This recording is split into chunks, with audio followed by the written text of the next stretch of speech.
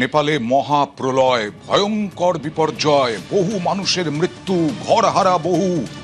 এখানেই শেষ নয়, আবার একটা নতুন বিপর্যয়ের আশঙ্কা। বিজ্ঞানীরা তো তাই আশঙ্কা করছেন, নতুন করে আবার বিপর্যয় নেপালে। কেন, সেইটাই তো সব থেকে বড় প্রশ্ন। নেপালে আবার বিপর্যয় হতে পারে। নেপালে আবার বিপর্যয়, এই বিপর্যয় কাটিয়ে উঠতেই কত বছরের পর বছর লাগবে। জলের টাইম বোমা টিকটিক করছে, মানে আবার হিমবাহ ভাঙবে, আবার জলস্রোত। দুই নদীর সংযোগে ধস নেমে প্রাকৃতিক জলাধারে জলের ছাপ ক্রমশ বাড়ছে। প্রাকৃতিক যে জলাধার যেটা তৈরি হয়েছে, সেই জলাধারে যে কোনো সময় ঘটতে পারে জল বিস্ফোরণ। আবার কেন বিস্ফোরণ, কি ব্যাপার? নেপালকে নিয়ে সতর্ক করে দিচ্ছেন বিজ্ঞানীরা। সরাসরি চলে যাব, নিউজ রুম থেকে রয়েছেন আমার সহকর্মী প্রদীপ। প্রদীপ, কেন এই বিপর্যয় কাটাতেই তো নেপালের মানুষ বছরের পর বছর লাগবে, আবার বিপর্যয়ের আশঙ্কা, কিন্তু কেন? বিজ্ঞানীরা বলছেন যে আবার বিপর্যয়ের আশঙ্কা আছে, কারণ বিপদ কখনো একা আসে না। কি ঘটেছে? বিজ্ঞানীরা দেখতে পেয়েছেন যে প্রাকৃতিক হ্রদ বা হিমবাহ সৃষ্ট যে হ্রদ হয়, এই নেপালের বিপর্যয়ের পর সেরকম একটা সিচুয়েশন হয়েছে। দুটো নদী আছে চোচেনখোলা, এই রকম জায়গা যেখানে দেখতে পাচ্ছি আমাদের দর্শকরাও দেখতে পাচ্ছেন। এখানে গুগল এটাকে লোকেট করে দিয়েছে। এখানে ল্যান্ডস্লাইডটা হয়েছিল, যেখানে আগের বিপর্যয়টা হয়েছে নেপালের, গুগল ম্যাপে সেটা লোকেট হয়ে গেছে। গিরন কান্ট্রি ল্যান্ডস্লাইড, আর এখানে বন্যা হয়েছে। এই রকম জায়গায় প্রচুর শিরা উপশিরার মতো পাহাড়ের যে গিরিখাতগুলি আছে, তাতে ছোট ছোট জলধারা আছে, নদী, সেগুলি বিপর্যয়ের সময় ভয়ঙ্কর রূপ নেয়। এরকমই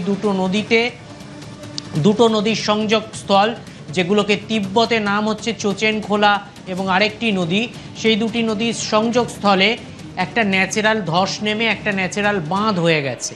সেই বাঁধে এবার জল জমেছে, সবার অলক্ষ্যে জমেছে। কিন্তু নেপালে এই বিপর্যয়ের পর হঠাৎ স্যাটেলাইট পিকচারে দেখা গেছে ওই অস্থায়ী বাঁধে একটা অস্থায়ী জলাধার তৈরি হয়ে গেছে। তাতে 20 লক্ষ কিউবিক মিটার, 20 লক্ষ ঘনমিটার জল জমে আছে, বিশাল একটা জল।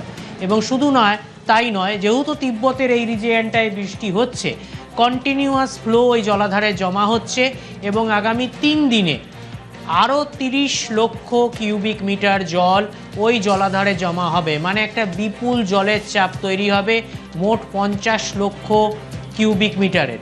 বৃষ্টি বাড়লে চাপ আরও বাড়বে। এরকম পরিস্থিতিতে এই যেগুলো জলাধারে জমা হয়, এভাবে ধস নেমে কৃত্রিম জলাধার তৈরি হয়ে যায়, যার পাঁচিল খুব দুর্বল হয় একদিকে, এবং তার উপর ক্রমশ জলের চাপ যখন বাড়তে থাকে, তখন তাকে বলা হয় জল বোমা। এবং এই জল বোমাটা টাইম বোমার মতোই কখন ফাটবে কেউ জানে না। এই রকম জলাধারের পরিস্থিতি, বিজ্ঞানীরা বলছেন আগামী 3 দিনে সেখানে আরও 30 লক্ষ কিউবিক মিটার জল জমবে। মানে একটা জল বোমা তৈরি হয়ে আছে, এবং ক্রমশ তার উপর জলের চাপ বাড়ছে, সেটা ফেটে পড়তে পারে। বিজ্ঞানীরা সতর্ক করেছে। এবার সেটা ফেটে পড়লে সেটা ডাউনস্ট্রিমে কোন খাত দিয়ে বয়ে আসবে সেটা এখনও স্পষ্ট নয়। এটা জাস্ট এখন তথ্য দেওয়ার পর্যায়ে আছে। এই বিপর্যয় কাটিয়ে ওঠার পর পরের বিপর্যয় নিয়ে ভাববে, না অবিলম্বে ওটার কোনোভাবে জলটা বের করে দিয়ে এই লাইনে বার করে দিয়ে কোনো রকমে বড় বিপর্যয় ঠেকানো হবে, সেই সিদ্ধান্ত বিজ্ঞানীরা পরে নেবেন। দুই দেশের সমঝোতায় নিতে হবে, কারণ এটা চীন আর নেপাল দুটি দেশেই এফেক্ট করবে। আমি এইখান থেকে প্রদীপ জানার চেষ্টা করব, তুমি যেটা বললে প্রাকৃতিকভাবে বাঁধ তৈরি হয়ে গেছে। আমরা জানি যে এই যে প্রাকৃতিক বাঁধের জন্যই নড়বড়ের বাঁধ হয়ে যায়, সেটা খুব নরম হয়, এবং তা জলের যে ক্ষমতা, সেই জলের ক্ষমতার কাছে কিচ্ছু নয়। এই যে ভোটে কাশি যে নদী, সেটাই তো তিব্বত থেকে এসে এখানে নেপালে ভয়ঙ্কর আকার ধারণ করেছিল। এখানেও কি কোনো নদীর সঙ্গে সংযোগ থাকতে পারে? মানে আমি জল বিস্ফোরণ হলে পরে কোন নদী দিয়ে, সেটাও কি ভোটে কাশি? ভোটে কোশি হচ্ছে ওই রিজিয়ন দিয়ে নেপালে যা ঢোকে, মোটামুটি সাধারণ মানুষ ভোটে কোশি বলে। মানে তিব্বতকে ভোটে বলে, আর কোশি মানে নদী, তা ভোটে কোশি বলা হয়। এবার নেপালে যেটা বলা হচ্ছে, যে দুটি নদীর সংযোগস্থলে হয়েছে সেম রুট, আচ্ছা, ত্রিশুলি, মানে ভোটে কোশি তিব্বতে নেপালে ঢোকার পর সেটা হয়ে যায় ত্রিশুলি হয়ে যায় ভারতে ঢোকার সময় গন্ড। ওটা শিরা উপশিরার মতো অনেকগুলো জলের রেখা থাকে, আমাদের ম্যাপে সেগুলোই দেখা যায়। সেগুলোই নদী, সেগুলোই বর্ষায় ভয়ঙ্কর, আবার শীতকালে বা বৃষ্টির ছায় পরিস্থিতিতে সেগুলো খুব একটা ভয়ঙ্কর লাগে না, সুন্দর লাগে। এবার এই ভোটেকষি যে রিভার, যে সেম ব্লেড, সেই সেম বেডে ওই জলটা নেমে আসতে পারে, যেটা এখন টাইম বোমার মতো টিকটিক করছে বলে বিজ্ঞানীরা সতর্ক করে দিচ্ছেন। বেশ, তার মানে নেপাল এবং চীনের ওপরেই নির্ভর করছে এখন এই যে জল বিস্ফোরণের মতো পরিবেশ তৈরি হয়েছে, সেই পরিবেশটাকে সুন্দরভাবে যাতে কোনো রকম বিস্ফোরণ আর না হয়, সেই বিস্ফোরণ যাতে না হয় তার জন্য দুই সরকারকেই উদ্যোগ নিতে হবে। কারণ আবার বিপর্যয় হলে কি অবস্থা।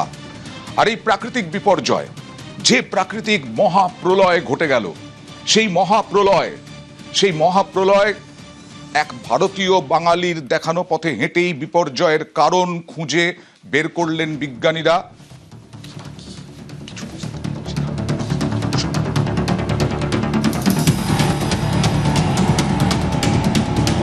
বাঙালির দেখানো পথেই হেঁটেই বিপর্যয়ের কারণ খুঁজে বের করলেন বিজ্ঞানীরা। 1851 সালে মাউন্ট এভারেস্টের উচ্চতা নিখুঁতভাবে মেপেছিলেন রাধানাথ সিকদার। তিনি ত্রিকোণমিতি প্রয়োগ করেছিলেন। তিব্বতে হিমবাহ ভেঙে যাওয়ার ফলে বিপর্যয়, হ্রদ ভাঙেনি, তিব্বতে হিমবাহ ভেঙে গেছে, এবং যার ফলে 5200 মিটার উঁচুতে হিমবাহ ভাঙে। সেইখান থেকে জলের খরস্রোত সবকিছু, পাথর থেকে আরম্ভ করে সমস্ত কঠিন বস্তু নিয়ে ভেসে ধাক্কা মেরে মেরে শেষ করে দিয়েছে বরফ আর পাথরের স্রোত। পাহাড় থেকে বড় বড় পাথর, লেন্ডে খোলা নদীর পথ আটকে যায়।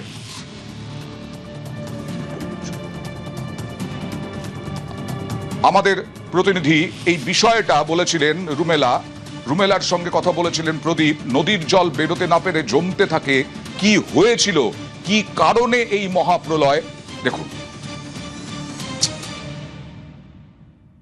নেপালে এই যে বিপর্যয়, সেই বিপর্যয়ের কারণ ভূমিকম্প নয়, তিব্বতে হিমবাহ ভেঙে যাওয়ার ফলে এই বিপর্যয় নেপালের বুকে আছড়ে পড়ে।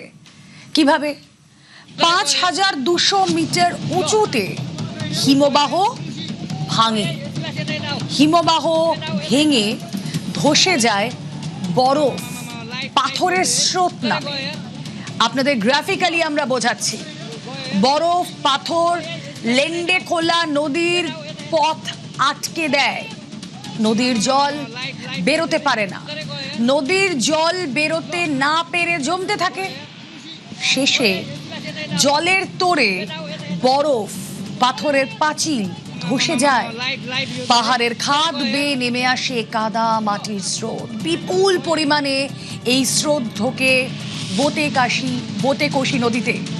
ভূমিকম্পের ফলে বিপর্যয় হয়নি, হিমবাহ ভাঙার ফলে কম্পন অনুভূত হয়েছে। এই গ্রাফিক্যাল রিপ্রেজেন্টেশন আপনাদের সামনে আরো ভালো করে তুলে ধরবেন সহকর্মী প্রদীপ চক্রবর্তী রয়েছেন সঙ্গে। প্রদীপ, ধন্যবাদ রুমেলা।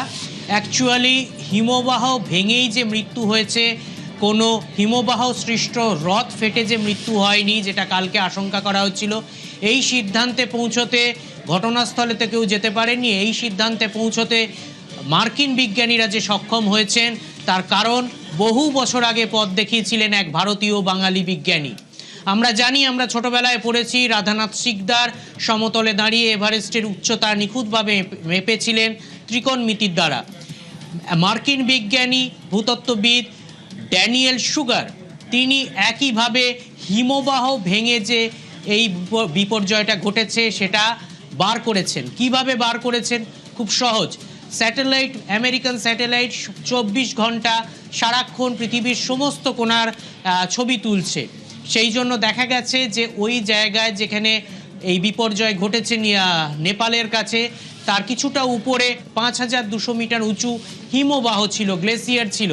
5200 মিটার উঁচু গ্লেসিয়ার কি করে অঙ্ক কষে বার করলো? রাধানাথ সিকদারের ত্রিকোণমিতি প্রয়োগ করে। এবং তার থেকে তার চূড়োটা এইরকম ছিল, সেভাবেই হয় স্বাভাবিকভাবে, বরফ জমে জমে গ্লেসিয়ারের চূড়োগুলো এভাবে হয়ে যায়, বা মাউন্টেন পিক এভাবে হয়ে যায়। তার মাথার একটা দিক পরবর্তী আজকে যে স্যাটেলাইট পিকচার এসছে বা ঘটনার পরবর্তী সময় যে স্যাটেলাইট পিকচার তোলা হয়েছে তাতে দেখা গেছে এই যে চূড়োটা এরকম করেছিল, তার মাথার একটা দিক এই হাতটা ধরো সরে গেছে, এই রকম নেমেছে, আর একটা দিক ব্লেডের মতো কাটা। এবার এই যে অংশটা ভেঙে পড়ে গেছে, এটা 1200 মিটার ফ্রি ফল হয়েছে, মানে প্রায় 1 কিলোমিটার 200 মিটার সেই হিমবাহের এই অংশটা আছড়ে পড়েছে।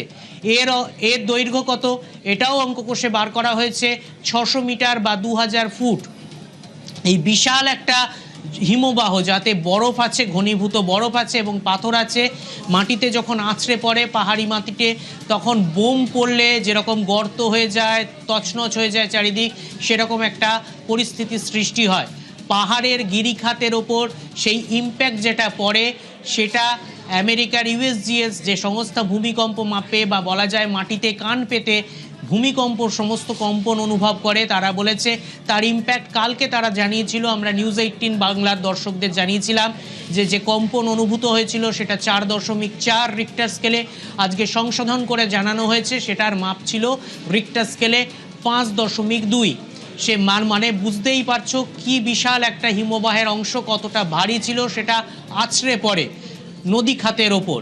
এবং এই আছড়ে পড়ার ফলে যে গর্ত হয়, যে ইম্প্যাক্ট হয়, তাতে নদী খাতটা বন্ধ হয়ে যায়, বন্ধ হয়ে একটা ন্যাচারাল প্রাচীর তৈরি হয়।